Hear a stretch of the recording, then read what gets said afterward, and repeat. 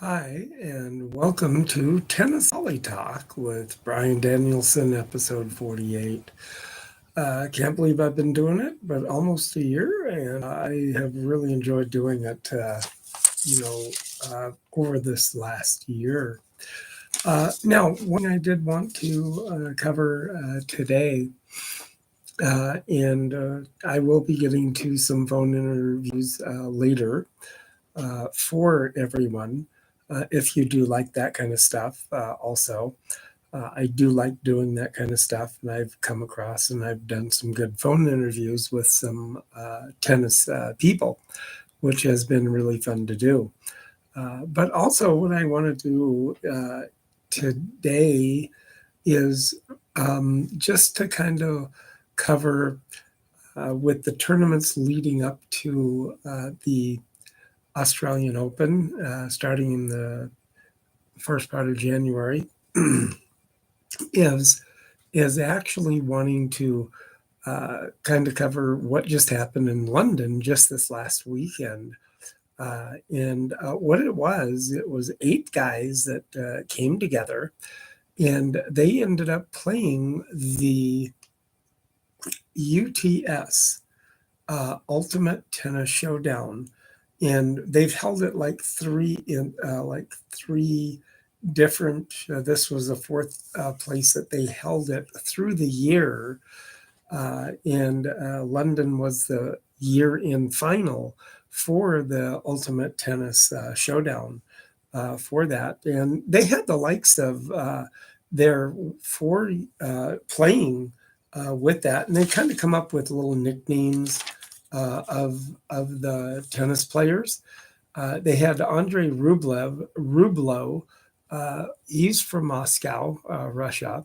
Holger Rune, the Viking. He's from Denmark. And Gael Monfils, the month. He's from France or French. And then Casper Ruud, he's called the Iceman. He's from Norway. Jack Draper, the power. He's a lefty, and he has big power in his game. He's from Britain. Diego Schwartzman, El Paque. He's from Argentina, and he's a real short guy. He's probably not much more than 5'5", 6", something like that, maybe shorter. But he has a very good game all the way around. He'll grind you down and just keep getting things back. But very consistent player in his own right in playing. And then we have Benoit Paire, the rebel. He's kind of can play sometimes, and then if he doesn't want to play, he just doesn't do good at all and just gives up. He's from France. And then Alexander Bublik, the Bublik enemy. He's from Kazakhstan. So a whole wide variety of different players that do play in this. They've had also the likes of Tsitsipas, Stefanos Tsitsipas, and they've had others play, with that. They also had quite a few other different players that have played in this kind of format before, which it really is. It's held over the year, and the main thought, the man who thought of the UTS is Patrick Mouratoglou, born in 1970. The closest thing to tennis has for a tycoon guy in tennis for that. He's the founder of the Mouratoglou Academy of Tennis, trained Serena Williams for many years and ended up winning many titles with her. The attempt to lure, and really the main thing behind the Ultimate Tennis Showdown is an attempt to lure younger fans into a sport with older fan base. but it's the format that kind of does it with the younger, and it's a fast-paced format, and with being the fast pace, people don't lose their interest very much, and it's UTS is scored not like tennis as we know it, to tell you the truth on that.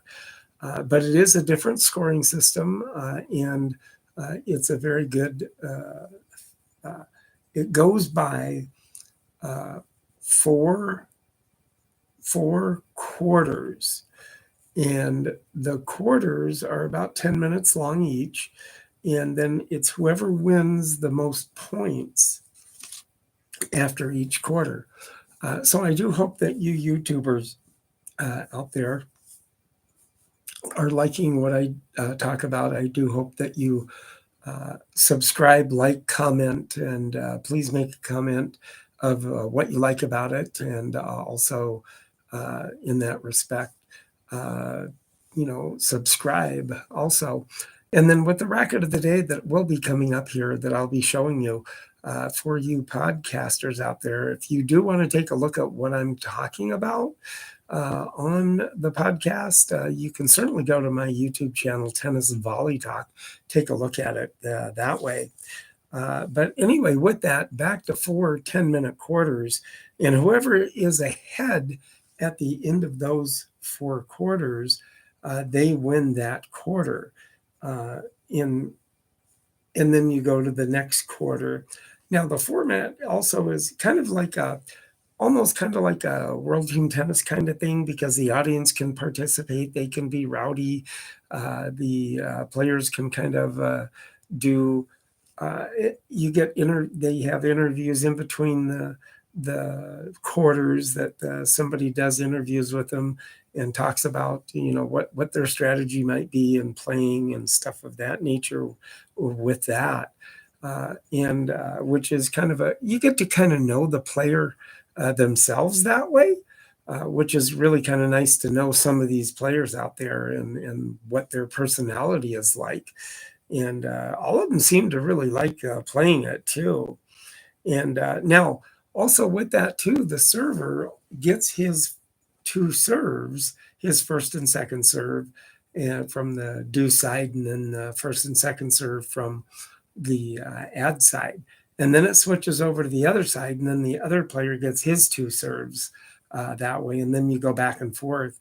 And so, you try to be as consistent as you can with the serve that way, and trying to just get it over. You just want to get it over to start the point, and then you play the point out, and with that too. And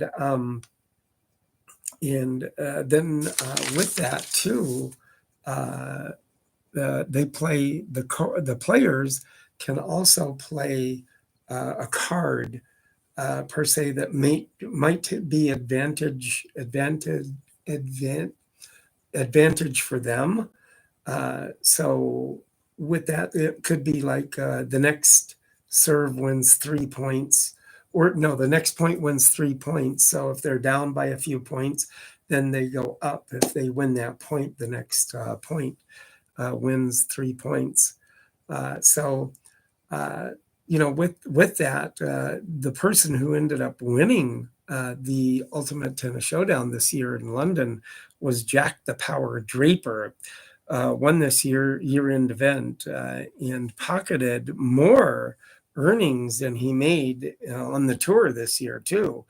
And he won 12-14, and then he won 15-12, and then 13-10, and then 19-7 for the win. And he was playing he was actually playing Rune, Holger Rune, the Viking, and he beat him in the 4 quarters. In the 4 quarters. So what do you think of the Ultimate Tennis Showdown? Ultimate Tennis Showdown? Have you seen it? Would you play it? I would myself, if you just kind of wanted a quick game. You didn't want to go into long sets or anything like that, and just do something different. You just have to kind of keep track of your own points that way. You couldn't probably, if you were playing with a friend of yours or anything, do the cards or anything like that, but you could certainly do the 10-minute quarters and just try to do it that way, or maybe even have through Bluetooth or something like that, have a speaker that would give a sound of 10 minutes that you, or an alarm clock on your phone, alarm 10 minutes. And then, whoever's ahead at that time, you could, declare that that's who wins the quarter. I would play it. I think I like the format myself. It is kind of fun paced and fast and fun, and a very good format to play. But yeah, I just kind of wanted to make sure, and ask you, YouTubers, be sure and subscribe, like, and make a comment on my YouTube channel. Now, also with the racket of the day that would be coming up, for you podcasters, if you want to take a look at what I'm talking about, you can certainly go to my tennis YouTube channel, Tennis Volley Talk, and take a look at the racket of the day. Now, without further ado today, here is the racket of the day. Now, the racket of the day is called the Seabright model. The Seabright model. Now, this model is also a Wilson model Wilson. And so it was made by Wilson. Now, the Seabright model, this is probably, along the lines of one of the, what they named this particular racket, like they had the Jack Kramer racket, the Seabright model, just like the Davis rackets, they had the Imperial Deluxe rackets. Now, this racket here has kind of a little different string. I don't know if it's a cat or cow gut or not. Still strung very tightly, though, too, with that. This racket is probably, I would say, around probably in about the 1940s, in that era. Right in the early 40s to mid 50s is when this racket was probably manufactured through Wilson. And a very good sturdy racket. I like the colors of it. The black has the leather grip handle on it. A lot of them don't have the grip there. So YouTubers, just be sure, and I hope you do like the racket of the day. So you podcasters also, everybody just make a comment, like, subscribe to my channel if you do like what you're hearing, and also with the phone interviews that I do, that I really like doing too. And I do like showing the racket of the day to everybody.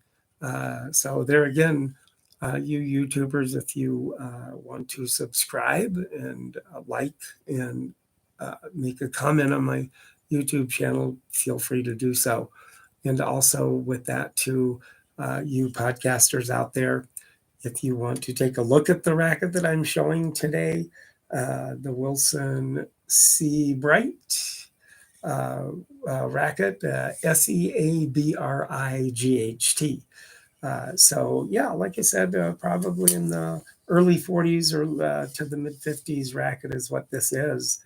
So very good racket. Take a look at it, and I'm glad you're seeing it, you YouTubers. And for you podcasters, if you want to take a look at it, go to my YouTube channel, Tennis Volley Talk, if you do want to take a look at it then too. With that also. Now, with that too, Wilson Sporting Goods was founded in like 1913, and originally known as Ashland Manufacturing Company in Chicago. Actually, meat manufacturing in Chicago. They were a subsidiary of Schwartz Meat Packing Company, is what they were. The company moved into sporting goods trade by manufacturing gut string for rackets back in the day too, utilizing animal byproducts like cow gut or cat gut, as they called it back then, but it's really goat gut from a goat, is what it was. 1926, Thomas E. Wilson, a businessman, created one of the most recognizable sport brand names in the world, Wilson. And Wilson rackets go back as far as, I would say, probably 1917 or so. That's when they go as far back as that. And they go through the whole years that they've had the rackets, starting and also in the early 1970s with the Wilson T2000 brand, and then all the way up to the newer rackets, the Pro Staff, and all of that that the players played with at that time too. So, with that, I hope that you YouTubers, you follow, watch, and subscribe to my channel and make comments. Now, you podcasters, if you do want to take a look at the racket of the day that I had, please feel free to do so. Go to my YouTube channel, Tennis Volley Talk. So with that, I wanted to bring that up to your attention. And what do you think about the Ultimate Tennis Showdown? I like the format myself. Anybody could play it. It's kind of a quick format for people to play. Doesn't take that long. Doesn't take the 2.5, 3 hours that a tennis match takes, or 2 hours, 2.5, 3 hours, something like that, usually with anybody. So with that in mind also, this week, it's please, everybody, enjoy this next following week wherever you are, in warmer climate or cooler. You're having to move indoors now, so that's okay too. So with that, I thank you for letting me come into your house again, and please let me know by liking, subscribing, and commenting on what you like about the podcast and what I do. So everybody have a very good week this next coming up week, and keep on playing tennis and keep on hitting the ball, and get those serves over too. First serves very key in tennis. So thank you very much, everybody, and have a very good week. And I'll see you next week. Thank you.